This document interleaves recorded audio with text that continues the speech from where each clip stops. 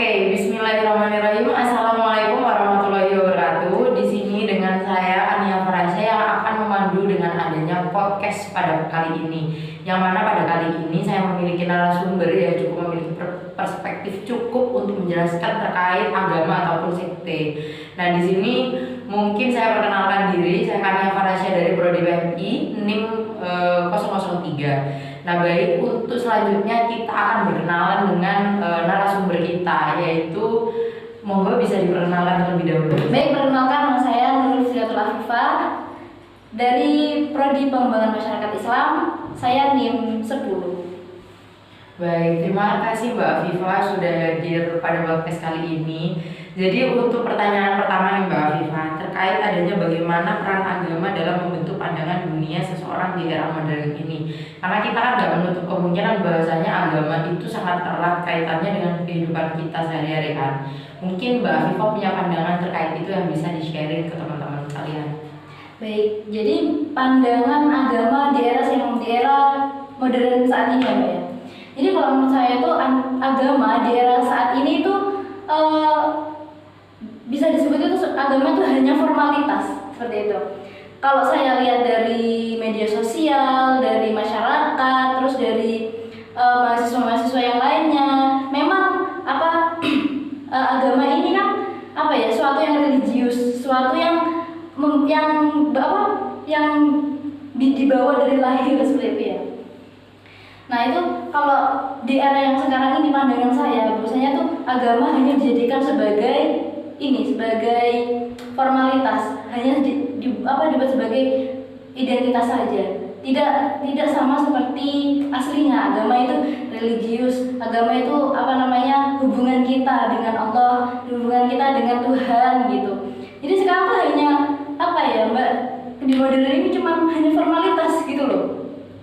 Oke, berarti mungkin sedikit bisa disinggung bahwasanya pandangan Mbak Afifah terkait agama pada zaman sekarang itu hanyalah sebuah hal yang sifatnya itu hanya keperluan saja, keperluan beberapa hal gitu, beberapa aspek, sehingga agama itu mengalami penurunan eksistensi mungkin ya. Terus lanjut dari jawaban itu, terus bagaimana dari tantangan-tantangan utama yang dihadapi agama-agama besar saat beradaptasi dengan perkembangan teknologi, dengan adanya itu pasti ada sebabnya loh Mbak dari masalah-masalah itu. Nah sebetulnya bagaimana? Baik, untuk tantangan sendiri dari agama tersebut itu ya, contohnya di agama Islam. Tantangannya apa nih di dalam agama Islam tersebut? Nah, tantangannya itu ini Mbak, bisa dari dampak teknologi. Nah, misalkan dari handphone. Nah, handphone ini paling sering nih dampaknya muncul dari sini. Kenapa? Banyak banget ya. Kenapa kok bisa dari handphone, dari media sosial ya? Soalnya sekarang banyak yang mengatasnamakan agama, dia menjadi sependakwah tapi etikanya itu bukan kurang sih, tapi di real life gitu. Di real life tidak sama. Jadi itu ada yang menyalahgunakan sebenarnya gini, tapi yang asli bukan seperti itu. Jadi kayak disalahgunakan gitu loh Mbak, biar nyari branding seperti itu dari kontennya tersebut. Oke, pada dasarnya kembali lagi ke kebutuhan masing-masing, bukan tentang kespiritualannya mereka terkait hubungannya dengan Tuhan ya. Terus tidak menutup kemungkinan bahwasanya agama ini pasti memiliki dampak positif. Maka bagaimana agama dapat berkontribusi pada penyelesaian konflik global? Nah itu sebelumnya agama bisa nggak sih untuk menjadi suatu resolusi atau penyelesaian dalam suatu masalah? Kalau agama menjadi solusi sebagai suatu masalah itu pasti bisa Mbak, pasti itu bisa gitu. Soalnya kenapa? Dari ini aja, dilihat dari kayak misalkan kerukunan gitu, kayak perceraian. Nah itu kan bisa, kayak misalkan otomatis perceraian kan nggak muncul dari dari ini aja, dari spiritual, terus dari dari kehidupan sehari-hari yang muncul dari situ. Tapi kan yang utama kan gini,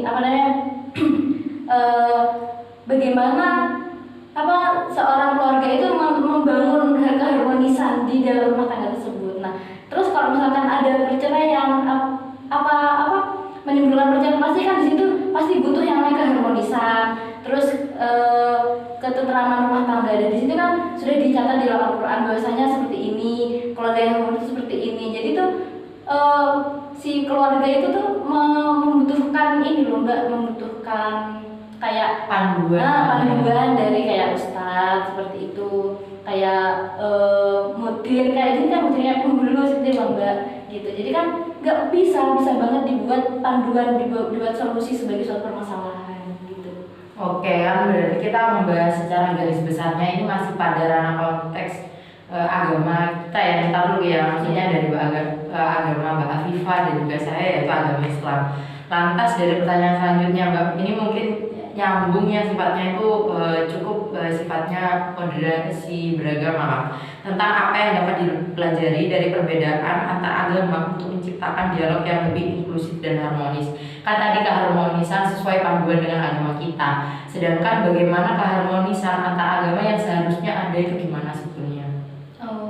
Jadi kalau menurut saya panduan tersebut itu bagaimana cara kita mengimplementasikan kehidupan sehari-hari Mbak ya. Jadi ya itu kan ini kita harus memiliki komunikasi yang cukup antar keluarga itu. Jadi bukan hanya yang satu kerja, yang satu di rumah, nanti pulang kerja ya sudah, aku capek, aku istirahat, kamu capek istirahat gitu. Tapi enggak kayak gitu. Kalau misalkan kayak gitu biasanya dipandu dengan ini komunikasi. Jadi komunikasi untuk bagaimana hari ini gitu, terus gimana, terus biar menciptakan biasanya kan ada ini makan bareng, itu kan juga ada di dalam sunnah Rasul, dalam hadis-hadis itu kan ada Mbak. Nah seperti itu. Jadi untuk bagaimana cara mengimplementasikan itu sesuai gitu loh Mbak, sesuai dengan ajaran-ajaran Islam seperti itu, sesuai panduan seperti itu. Oke, nah Mas Jo, nah ini saya aku nggak punya pertanyaan ya, aku kaget loh. Sing ini kok saya udah bisa. Mas gak apa-apa, lanjut ya.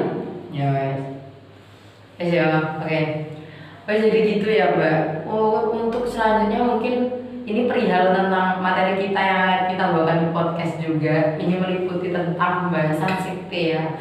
Ada agama dan juga sekte yang sifatnya itu aliran kalau menurut saya. Dengan adanya itu mungkin Mbak Afifah punya pandangan apa yang membedakan sekte dari aliran agama utama, dan bagaimana karakteristik khas sekte yang diidentifikasi. Jadi perbedaan signifikannya itu terletak pada apa misalnya? Antara agama dan sekte. Iya.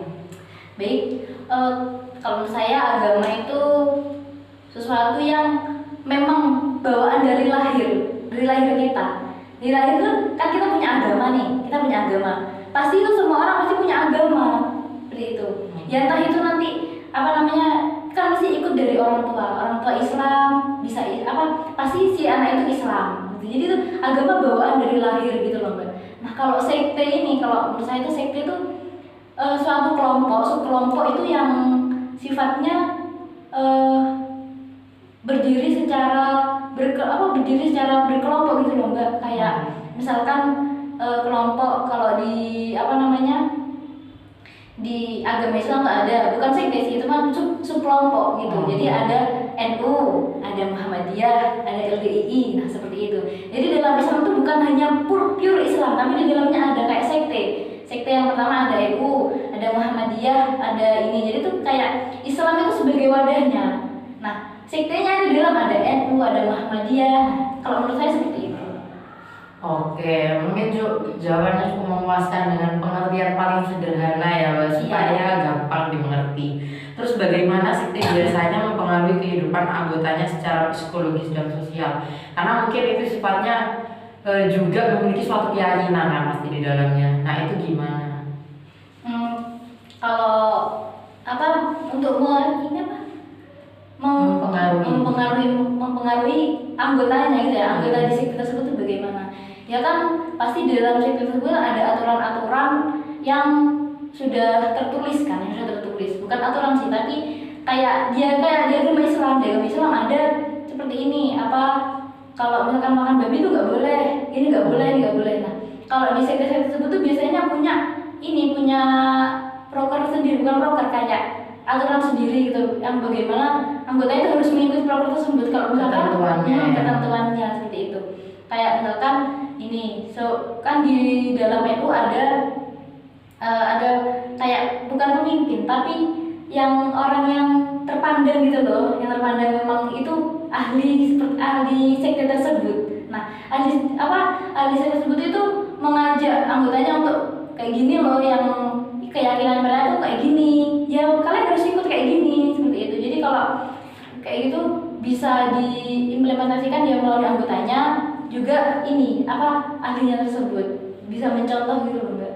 Oke, mungkin jawabannya sudah mungkin cukup sebagai pengantar ya. Ini mungkin pertanyaan terakhir buat Mbak Afifah terkait bagaimana masyarakat lembaga dapat membantu mereka yang ingin meninggalkan sekte dan reintegrasi ke dalam kehidupan normal. Jadi sebetulnya apakah ada bantuan gitu untuk mereka-mereka yang ingin keluar dari zona sekte tersebut gitu?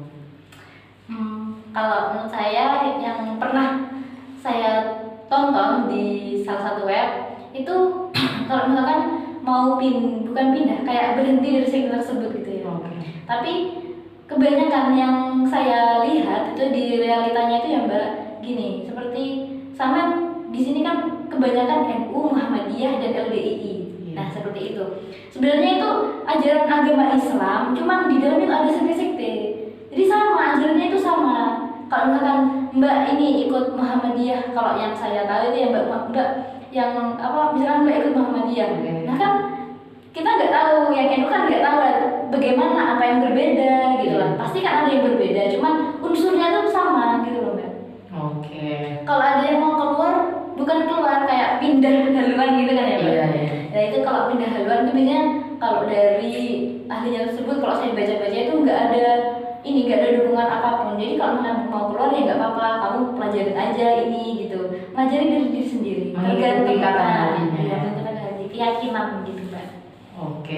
Mungkin banyak banget yang bisa kita petik dari sini karena Mbak Afifah sudah memaparkan beberapa jawabannya. Mbak, terima kasih terkait pemaparan agama dan juga sekte itu tadi. Mungkin keberlanjutan dari adanya part-part selanjutnya terkait dialog ini yang membahas terkait agama dan juga sekte. Mungkin terima kasih untuk Mbak Afifah yang sudah ada di podcast ini. Kita akhiri podcast ini. Saya mohon maaf apabila ada yang kurang berkenan dari Mbak Afifah dari podcast ini, dan juga teman-teman yang mungkin kurang sesuai jawabannya bisa berdiskusi secara langsung apabila bertemu dengan Mbak Afifahnya ataupun dari komen dan lain sebagainya. Saya akhiri sebagai